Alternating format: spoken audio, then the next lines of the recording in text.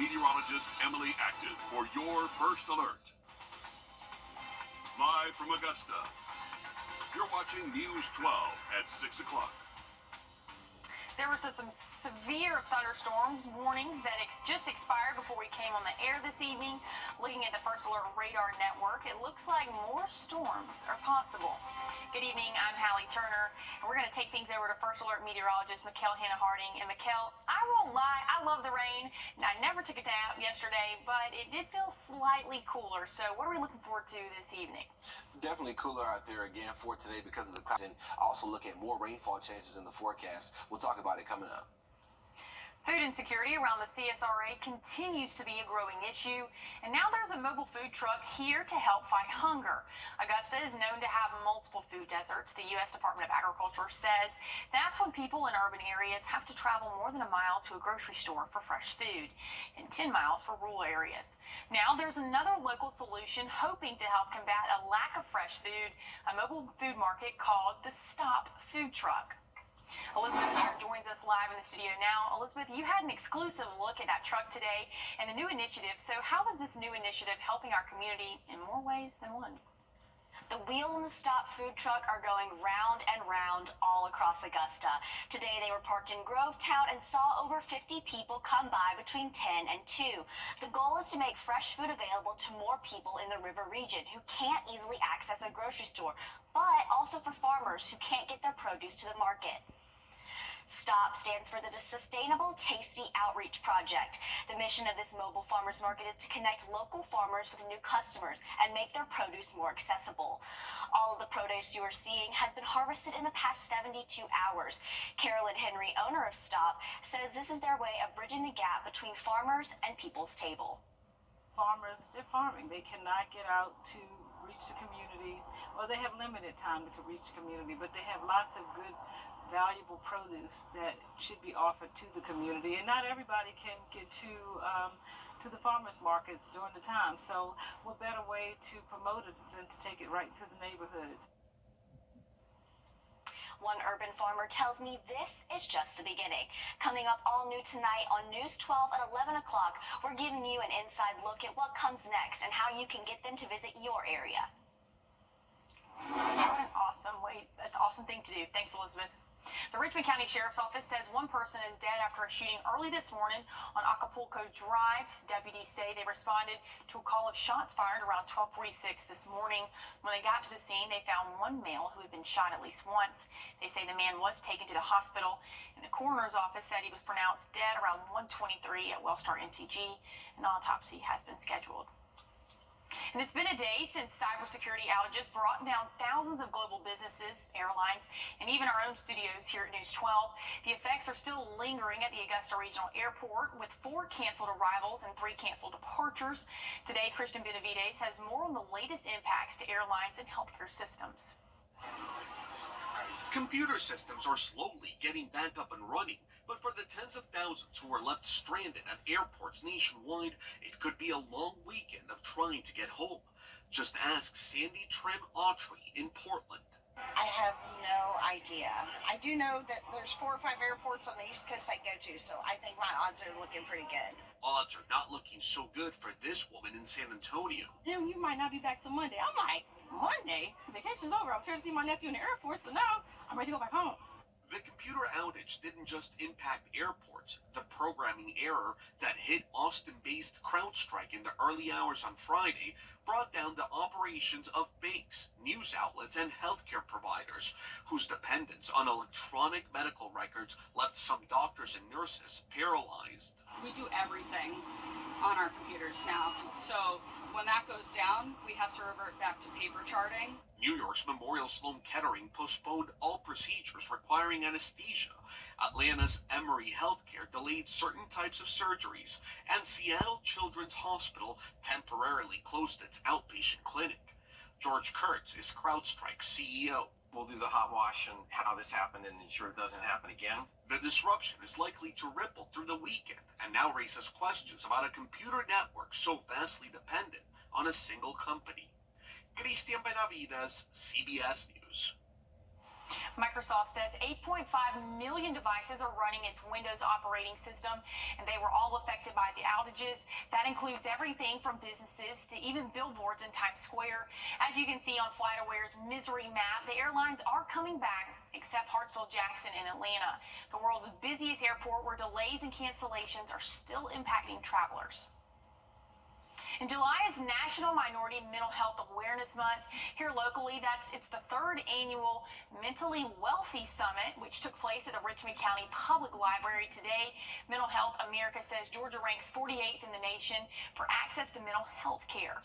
Leaders say today's goal was about breaking down the barriers to mental health resources. I wanted to humanize mental health so that people can meet the clinicians, see that they're normal, they're human, and that they're easy to talk to, find out what their services are, and really engage. So, just breaking down the barriers for them to access care. There is another mental health care event planned for the fall, focusing on self-care around the holidays to provide some tips and tools for people during that time. And over in Aiken at the Emmanuel McLean Women's and Children's Center, there was a community baby shower helping new and expectant mothers. Braving the rain, Molina Healthcare partnered with Rural Health Services and Bundles of Joy to assist mothers with diapers, wipes, and other baby supplies. Data from the National Diaper Bank says 1 out of 2 families can't afford enough diapers for their children. We caught up with some of those organizers who spoke on why events like these are so important to the community. I think a lot of moms are afraid to ask for help, especially when this comes to diapers and wipes, because it's something that you should have. So I just wanted to take it's normal to ask for help. Now, organizers said they had to restock supplies, and they estimated they were able to help more than 200 people today. And if you missed it, Rural Health Services has another event coming up. It's their Children's Day Health Fair on August 10th from 8 to 12. School supplies will be given away at their event at the building in the Emmanuel McLean Women's Children's Center.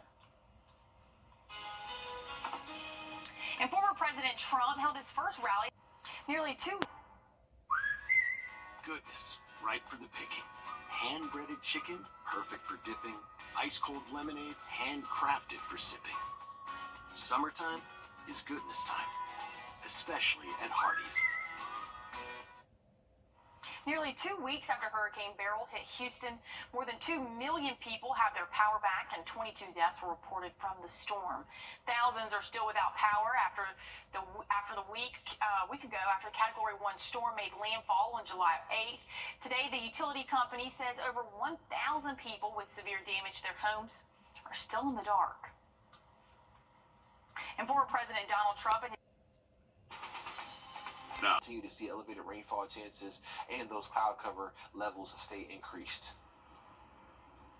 Thousands of Disneyland workers voted to authorize a strike of unfair labor practices in South California. 4 unions representing 14,000 workers blame economic issues, including food and housing insecurity. Not all employees are striking immediately, as worker negotiations are ongoing. If a strike does happen, it would be the first at Disneyland in 40 years. And avocado hand injuries are becoming more common as their rise in consumption has increased over the last 20 years. Christine Pay spoke to a hand surgeon on the rise in injuries from cutting into those avocados.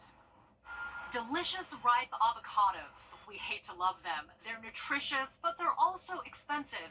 And if you're not careful, they can cause serious hand injuries. It's something that's definitely been going on. Dr. Chelsea Bowe is a hand and microvascular surgeon at UW Medicine's Department of Orthopedic Surgery. She's seen a rising number of hand injuries resulting from opening an avocado, namely while removing the pit. Really, it's people trying to put the tip of the knife into the pit of the avocado while holding it in their non-dominant hand.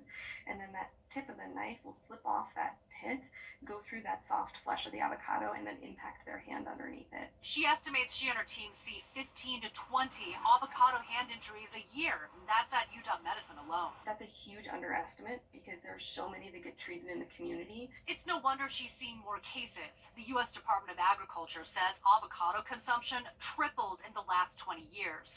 And medical journals are observing the hand injuries that have also risen in the same time frame. One study found there were at least 49,000 ER visits in the U.S. due to hand injuries from cutting avocados between the years 2000 to 2017. Another journal went so far as to call it an epidemic of hand injury. A lot of these are surgical.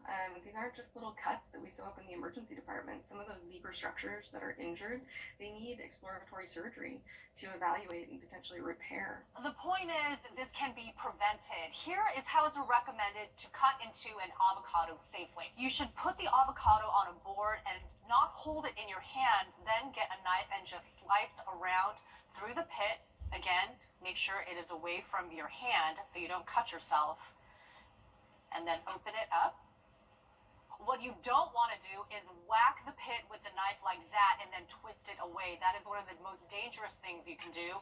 Either just get in there and pull the pit out from the fruit with your hand, or you just use a spoon and scoop it out like this. The real key thing is just keeping the sharp knives and the sharp point not aimed towards your hand. So that's really the crux of it. You learn something new every day, because I definitely do it the wrong way. But police officers in Colorado rescued a kitten and a dog trapped inside a hot camper trailer, and it was caught by a body camera. We're going to open it a little bit. 99, 94, 96, 102. The high when they rescued the animals was 93 degrees, but police officers say the temperature inside the camper was anywhere from 91 to 103. The camper's owners were issued summons for animal cruelty after officials say the camper had been parked on the street for hours. Get hot prices on the hottest sellers. Now at Ashley, you'll find designer looks for only at Ashley.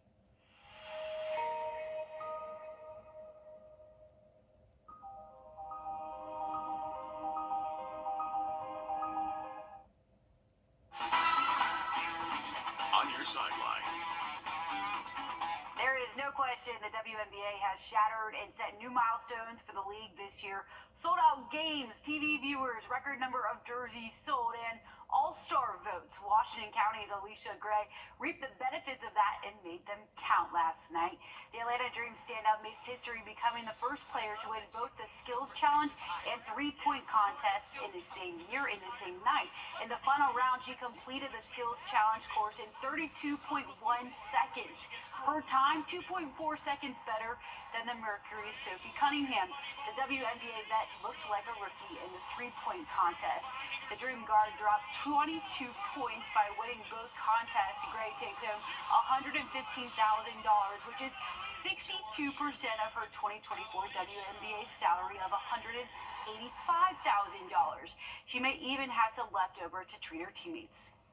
You know, I got them dinner on me. You know, I got them. They just gotta let me know early so I can prepare my mind, because I'm still a very cheap person.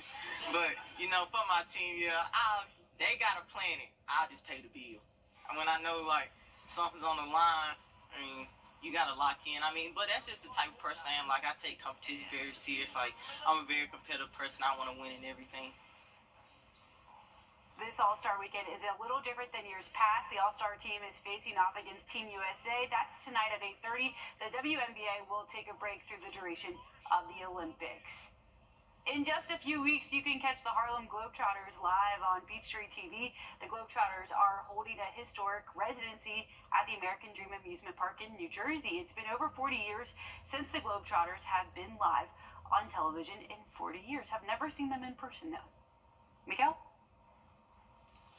I have seen them in person, Alyssa, and it's always entertaining. I would be interested to see how things have changed over the years. It's been a long time since I saw them in action, but glad to see them still going.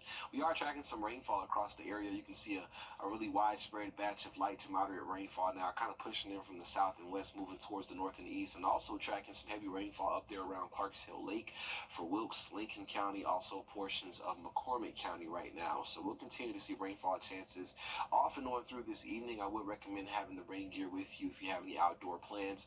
As we continue into our Sunday, tracking the opportunity for more of those showers and storms, and we'll keep that forecast pretty wet over the next 7 days. I would recommend the rain gear every day as you're stepping out the door. Temperatures, though, a lot cooler, closer to about 90 every day. Stick around. The news continues with more news, weather, and sports, all new tonight right here on News 12 at 11 o'clock. See you then.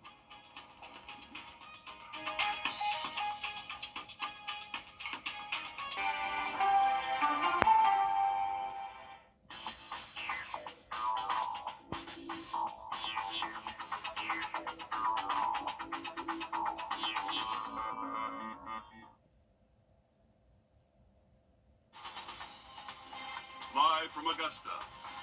You're watching News 1226 at 11. You may see this truck around more often. How local farmers are taking the battle against food insecurity into their own hands in just a moment.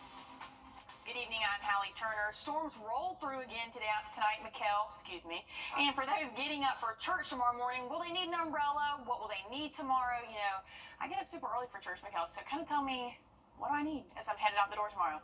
Well, the earlier you get up, actually, you would be avoiding some of the higher rainfall chances. So I'd say really. A new initiative is helping Augusta fight food insecurity one stop at a time. The Stop Mobile food truck is the latest way local farmers are trying to fill the food deserts around Augusta. STOP stands for the Sustainable Tasty Outreach Project.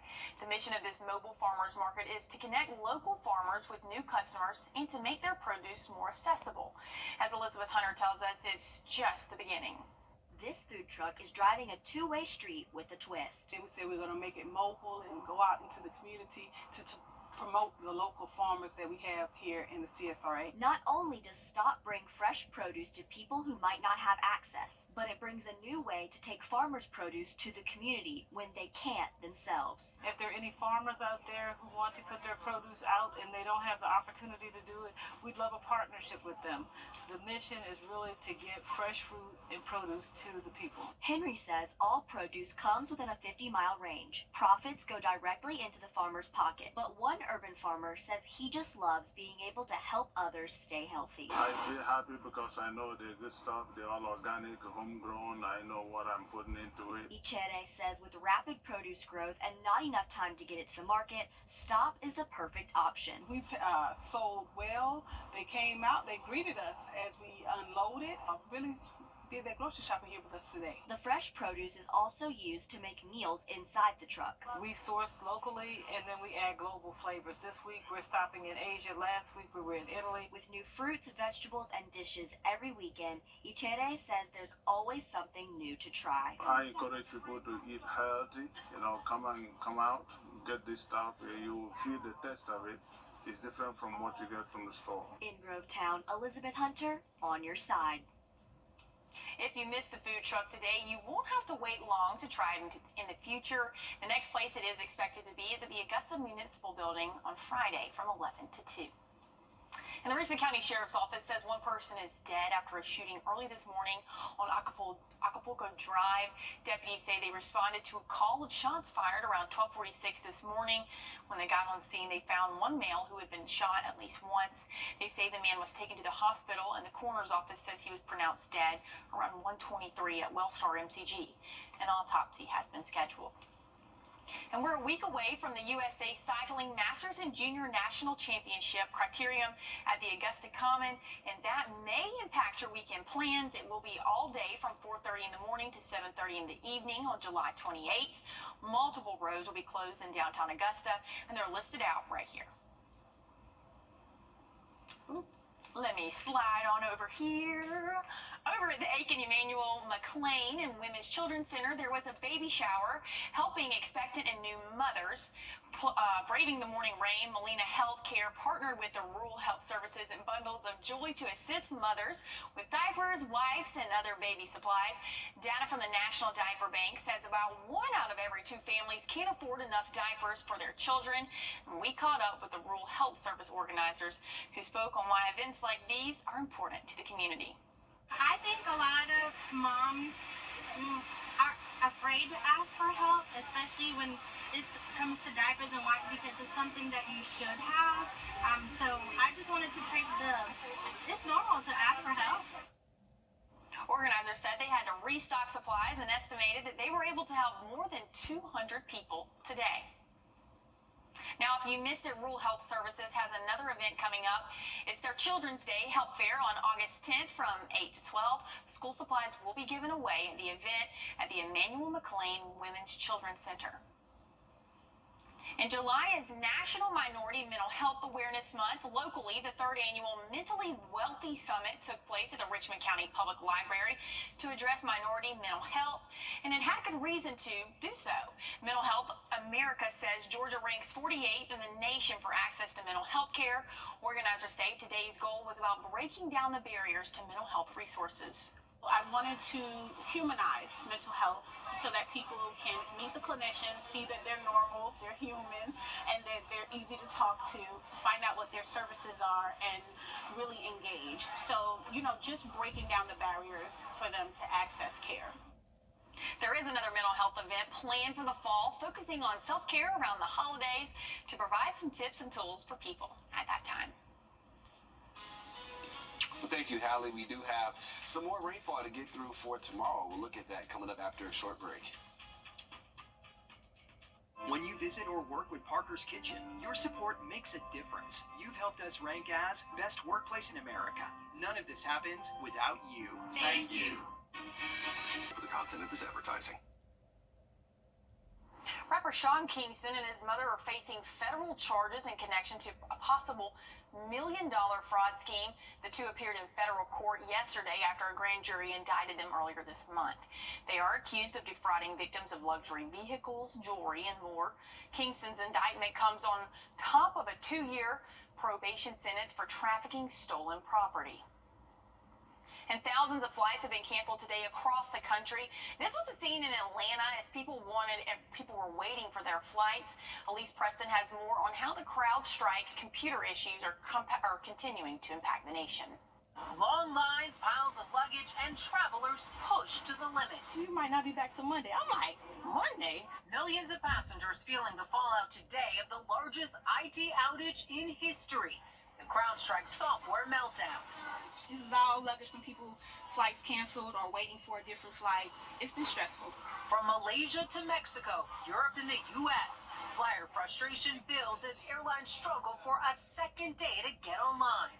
They couldn't get us out till Monday afternoon. Delta has scrapped at least 1/4 of its flights, with the most disruption at Atlanta's airport. Half of United's flights are delayed, with its Houston hub a trouble spot. The outage also impacting operations at our nation's ports, borders, hospitals, 911 call centers, and more. Small businesses, large businesses, spending the whole weekend trying to get their systems back online. This is not a sort of champagne moment now that maybe the panic's over. The fix isn't fast. It's machine by machine, where each computer needs to be manually rebooted and updated. Has this been oversold or undersold? The magnitude of this has probably been underestimated around the globe. This is not 1, 2, 3, snap of the finger. I mean, this will go on probably for the next week, the lingering impact. Tired travelers will have to practice patience. It stinks. It's scary. Why is it scary? Because it could happen again. Now, as we take a look at Atlanta's airport, Augusta Regional dealt with its own issues today, but flyers do have a choice other than waiting. If your flight is canceled and you choose not to get on a different one, you can ask me back. Mikkel? We are going to be tracking rainfall chances heading into tomorrow and the work week. We'll look at that coming up after a short break. At Wellstar, we believe Safety comes first with the First Alert Radar Network. First just got faster. Trust meteorologist Emily Acton for your First Alert. First Alert Radar, powered by Jim Hudson Automotive Group. On your sideline. Okay, all right, in less than 24 hours, Riverview Park will return to its regularly scheduled programming, but that's after they give us one epic finale. Two of the very best teams to hit the EYBL circuit will go head-to-head Championship Sunday. For those not versed in the EYBL world, this was the expectation and hope for anyone who bought a ticket this week, a matchup between the Oakland Soldiers and the Knight Riders Elite.